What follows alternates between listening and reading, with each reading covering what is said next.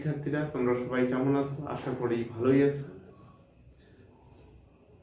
আমিও তোমাদের মতোই আছি। এই সময় দুর্যোগ মুহূর্তে তোমাদের ঘর থেকে না বেরোনোটাই ভালো। তাই তোমাদের জন্য আমাদের এই প্রচেষ্টা, যাতে তোমরা ঘরে বসে খুব সুন্দরভাবে তোমাদের ক্লাসগুলো দেখতে পারো এবং তা অনুসরণ করতে পারো। তোমরা দেখতেই পারছো, আজকে আমি পদার্থবিজ্ঞানের দ্বিতীয় অধ্যায় নিয়ে আলোচনা করব। গতি সম্পর্কে আলোচনা করব। তো প্রথমে আমরা গতি সম্পর্কে বিশেষভাবে আলোচনা করি। গতি হচ্ছে কোনো বস্তুর অবস্থানের পরিবর্তন।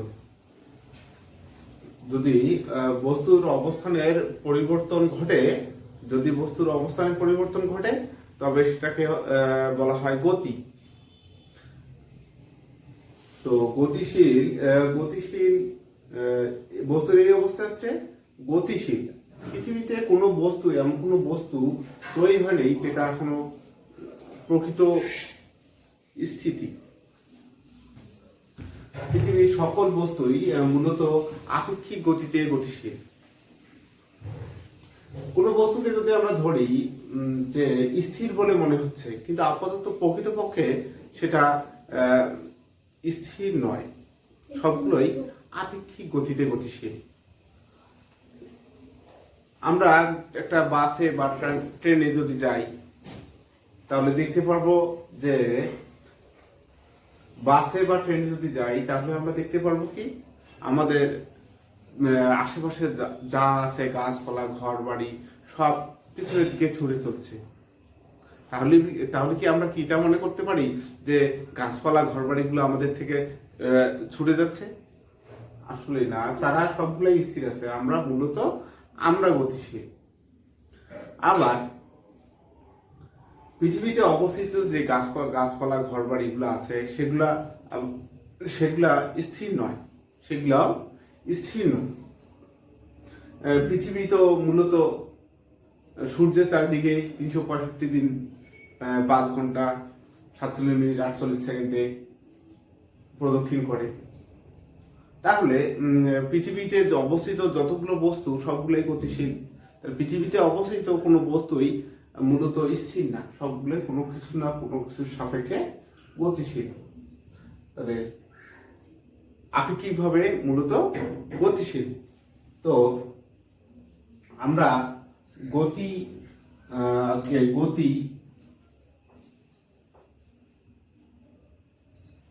হচ্ছে কোনো বস্তু অবস্থানের পরিবর্তন হলে, বস্তুটি হচ্ছে গতিশীল।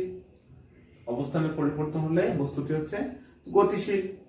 তাহলে বস্তুর এই অবস্থাকে বলা হয় গতি। অনুরূপভাবে আমরা যদি স্থিতি আলোচনা করি, স্থিতি স্থিতির সাথে যদি বস্তুর অবস্থানের পরিবর্তন না ঘটে, তাকে বলা হয় স্থিতিশীল বস্তু। তাহলে কি হচ্ছে, সময়ের সাথে বস্তুর অবস্থানের পরিবর্তন না ঘটে, তবে তাকে বলা হয় স্থিতিশীল বস্তু। তো বস্তুর এই অবস্থাকেই বলা হয় স্থিতি। বস্তুর এই যে অবস্থাটা আছে, সেটাকে বলা হয় মূলত স্থিতি। তাহলে গতি এবং স্থিতি সম্পর্কে তোমরা ধারণা পাইছো।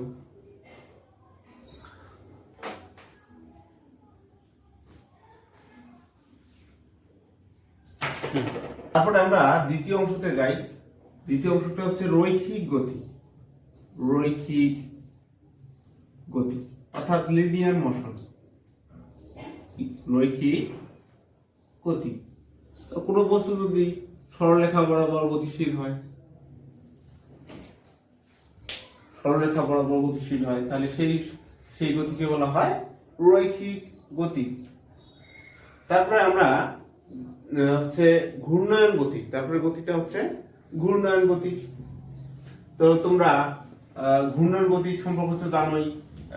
বাড়িতে ফ্যান আছে, তারপরে গাড়ির চাকা আছে, এগুলোর গতি হচ্ছে আমাদের মূলত ঘূর্ণন গতি। তারপর হচ্ছে চলন গতি। কোনো কোনো বস্তুর সাপেক্ষে যদি সবাই এক এক সমান তালে যদি অগ্রসর হয়, যেমন পানি প্রবাহ চলছে, চলন একটা ঢাল বেয়ে চলতে থাকে, তাহলে এইসব গতি হচ্ছে চলন গতি। বস্তুর কণাগুলা সাদৃশ্য রেখে চলে, তাহলে সেটা হচ্ছে চলন গতি। তারপর হচ্ছে পর্যায়বৃত্ত গতি।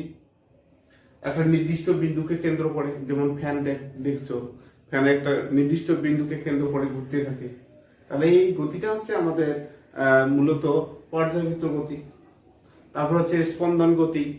স্পন্দন অর্থাৎ আমাদের হার্টবিট তো সবাই মাপো, বাসায় হার্ট আছে, হার্ট যে ধুকপুক ধুকপুক শব্দ করে, এটা এটা যে স্পন্দন হয় তারই ফলে কিন্তু উৎপন্ন হয়। তো এই যে স্পন্দন অর্থাৎ স্প্রিং আছে, স্প্রিংকে যদি এরকম করে চেপে ধরে ছেড়ে দেওয়া হয়, তাহলে এর যে গতি এটা হচ্ছে স্পন্দন গতি, অর্থাৎ উপরে নিচে ওঠানামা করে।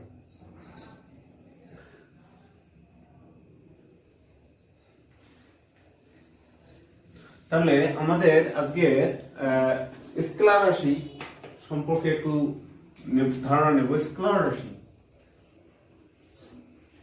স্কেলার রাশি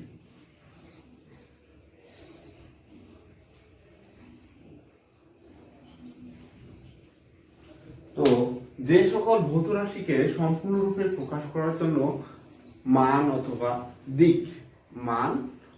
দিক যে কোনো একটির প্রয়োজন হয়, তবে তাকে বলা হয় স্কেলার রাশি। আবার বলতেছি, যে সকল ভৌত রাশিকে সম্পূর্ণরূপে প্রকাশ করার জন্য মান অথবা দিক যে কোনো একটির প্রয়োজন হয়, তাহলেই তাকে বলা হয় স্কেলার রাশি।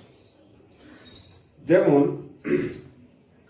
হচ্ছে দৈর্ঘ্য, ভর, দ্রুতি, তারপর হচ্ছে তোমার ধরো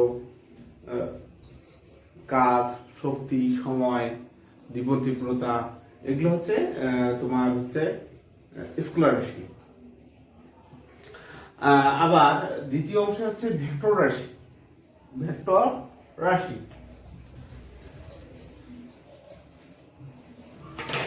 ভেক্টর রাশি ভেক্টর রাশি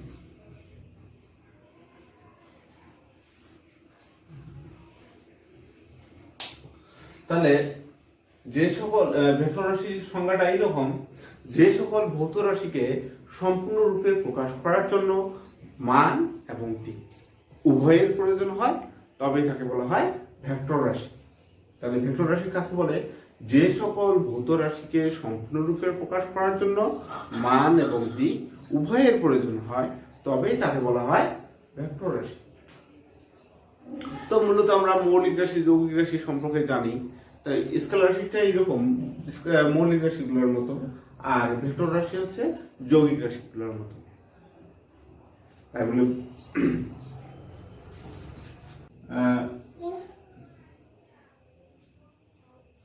অথবা এই তীর চিহ্ন আকারে প্রকাশ করা হয়, ভেক্টর রাশিগুলোকে মাথায় তীর চিহ্ন ব্যবহার করা হয়।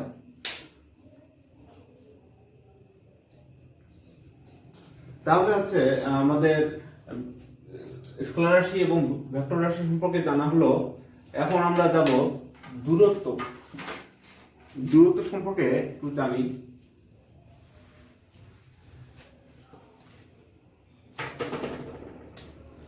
দূরত্ব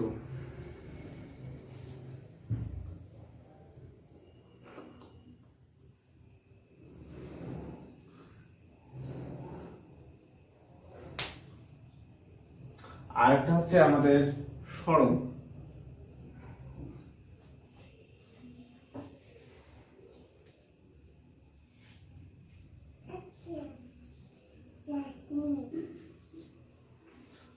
দূরত্বকে মূলত ছোট হাতে ডি দ্বারা প্রকাশ করা হয়, আর সরণকে হচ্ছে এস।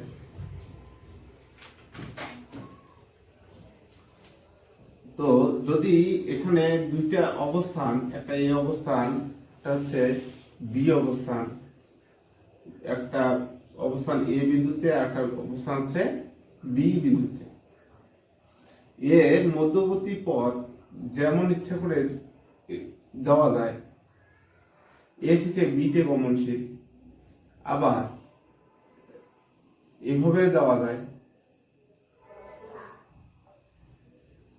এইভাবেও দেওয়া যায়। তাহলে মূলত আমাদের এ থেকে বি তে অবস্থানটা কোথায়? এ থেকে বি এ। এখানে কোনো নির্দিষ্ট দিক উল্লেখ করা নেই। এখানে কি করা নেই? নির্দিষ্ট দিক উল্লেখ নেই। যদি নির্দিষ্ট দিক উল্লেখ না থাকে তাহলে অবশ্যই এটা হচ্ছে দূরত্ব, অর্থাৎ এ থেকে বি বিন্দুর মধ্যবর্তী অবস্থান, এটা হচ্ছে দূরত্ব। কোন দিক দিয়ে গেছে, সেটা পূর্ব দিক বা পশ্চিম দিক বা উত্তর দিক, এই দিকগুলো আমাদের এখানে ধরা পড়ে, তাহলে অবশ্যই দূরত্ব। এটা যদি দিক উল্লেখ না থাকে তাহলে অবশ্যই এটা দূরত্ব। তা দূরত্ব অবশ্যই এটা একটা স্কেলার রাশি, স্কেলার রাশি, স্কেলার রাশি। কেন? কারণ এখানে দিক দূরত্বের দিক প্রকাশ নেই, এই জন্য এটা হচ্ছে দূরত্ব হচ্ছে স্কেলার রাশি।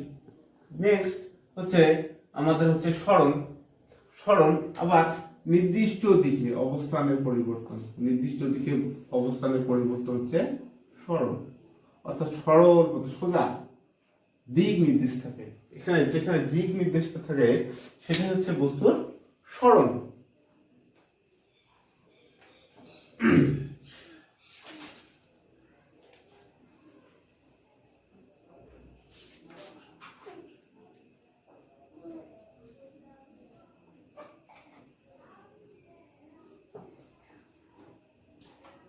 তাহলে বস্তুর সরণ কাকে বলে?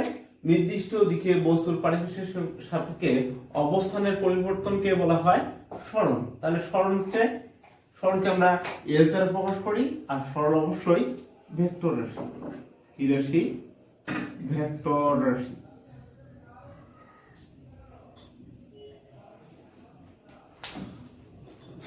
তাহলে দূরত্ব এবং সরণ। তারপরে আমাদের নেক্সট অংশ হচ্ছে দ্রুতি।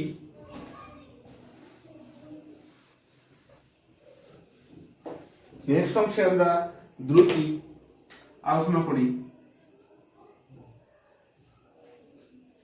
দ্রুতি একটা হচ্ছে বেগ। দ্রুতিকেও ভি দ্বারা প্রকাশ করা হয়, আবার বেগকেও আমরা ভি দ্বারা প্রকাশ করি। এখানে দ্রুতি সমান হচ্ছে ডি বাই টি, আর বেগ v equal s by t. তো দ্রুতির ক্ষেত্রে আমরা দেখতে পাচ্ছি ডি আছে, দ্রুতির ক্ষেত্রে আমাদের ডি আছে, ডিস্টেন্স। তো এই ক্ষেত্রে আবার বেগের ক্ষেত্রে আছে সরণ। তাহলে আমরা দ্রুতি এবং বেগের সংজ্ঞাটা আগে দেখে নিই। দ্রুতি হচ্ছে বস্তুর সময়ের সাথে বস্তুর অবস্থানের পরিবর্তনকে হচ্ছে বলা হয় দ্রুতি। সময়ের সাথে বস্তুর অবস্থানের পরিবর্তনকে বলা হয় দ্রুতি। আর বেগের ক্ষেত্রে নির্দিষ্ট দিকে বস্তুর অবস্থানের পরিবর্তনকে বলা হয় বেগ। নির্দিষ্ট দিক, এখানে দিক নির্দিষ্ট, দিকটা হচ্ছে এখানে দিকটা হচ্ছে নির্দিষ্ট, এখানে দিক নির্দিষ্ট না। তাহলে দ্রুতি অবশ্যই স্কেলার রাশি, স্কেলার রাশি। আর এটা অবশ্যই দিক যেহেতু নির্দিষ্ট আছে সেহেতু এটা অবশ্যই ভেক্টর রাশি।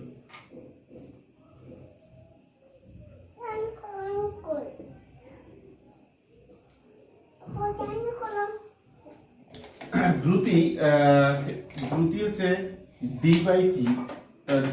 দ্রুতির একক হচ্ছে ms ইনভার্স 1, বেগের একক হচ্ছে ms ইনভার্স ওয়ান।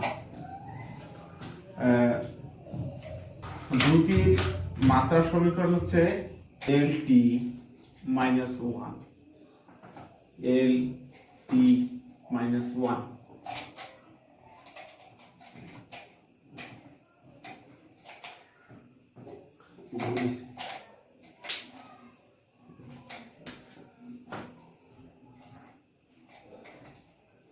তো এখানে আমাদের M S inverse one, M S inverse one, এক্ষেত্রে এম তে হচ্ছে বস্তুর কি বোঝায়, এখানে বস্তুর দূরত্ব বা সরণ। তাহলে দূরত্ব হচ্ছে, দূরত্বের মাত্রা হচ্ছে এল, আর হচ্ছে সরণ, এখানে কি আছে সরণ, সরণের মাত্রা হচ্ছে টি, না সরি এস তে হচ্ছে সময়, এস তে হচ্ছে সময় বা সেকেন্ড। তাহলে এটা হচ্ছে টাইম, এস তে হচ্ছে টাইম, টাইমের ইনভার্স ওয়ান। তাহলে আমাদের মাত্রার সমীকরণ হচ্ছে এম টি ইনভার্স ওয়ান। আবার এটা এভাবেও লিখতে পারো, m by s equal l by t. তাহলে এল টি ইনভার্স ওয়ান। এই আবার এম এস ইনভার্স ওয়ান হচ্ছে দ্রুতি বা বেগের ক্ষেত্রে ভি, ভি ইকুয়াল ডি হচ্ছে দূরত্ব, দূরত্ব, দূরত্ব বাই সময়, দূরত্ব বাই সময়। দূরত্বের একক হচ্ছে মিটার আর সময়ের একক হচ্ছে সেকেন্ড। তাহলে এম এস ইনভার্স ওয়ান, এটা হচ্ছে দ্রুতির ক্ষেত্রে। এটা হচ্ছে বেগের ক্ষেত্রে, বেগ যখন বেগ প্রকাশ হয়, বেগ, বেগের ক্ষেত্রে সরণ বাই সময়। সময় হচ্ছে সরণের ক্ষেত্রে হচ্ছে লেন্থ, দৈর্ঘ্যই বুঝায়, তাহলে হচ্ছে মিটার, আর সময় হচ্ছে s, M S inverse one. তাহলে মাত্রার সমীকরণ আমরা এভাবে। আবার এম, এটা হচ্ছে মাত্রার সমীকরণ, এটা হচ্ছে একক, আর এখানে হচ্ছে মাত্রা। মাত্রার সমীকরণটা হচ্ছে এরকম, এম, এম এর হচ্ছে এল, আর এস এর পরিবর্তে হচ্ছে টি, এল টি ইনভার্স ওয়ান, তাও এল টি ইনভার্স। তাহলে দ্রুতি এবং বেগ, দ্রুতি হচ্ছে স্কেলার রাশি, বেগ হচ্ছে ভেক্টর রাশি। তাহলে কেন এটা স্কেলার রাশি হলো, এটা দিক নির্দেশ করে না, এজন্য এটা হচ্ছে স্কেলার রাশি, আর এটা হচ্ছে ভেক্টর রাশি। কারণ আমাদের ক্ষেত্রে বেগ হচ্ছে ভেক্টর রাশি, কেন, এটা দিক নির্দেশ করে, সিম্পল। তো দ্রুতি ভি, ভি হচ্ছে দূরত্ব বাই সময়, বেগ হচ্ছে সরণ বাই সময়। বেগ এম বাই এস, দূরত্ব এম বাই এস। তাহলে এস ইনভার্স। তাহলে ভালো থাকো, সুস্থ থাকো। আজকে এ পর্যন্তই। তোমাদের যেটুকু আলোচনা করা হয়েছে এটা বাসায় প্র্যাকটিস করবা। নেক্সট ক্লাসে আমরা বেগ, ত্বরণ আর মন্দন নিয়ে আলোচনা করব।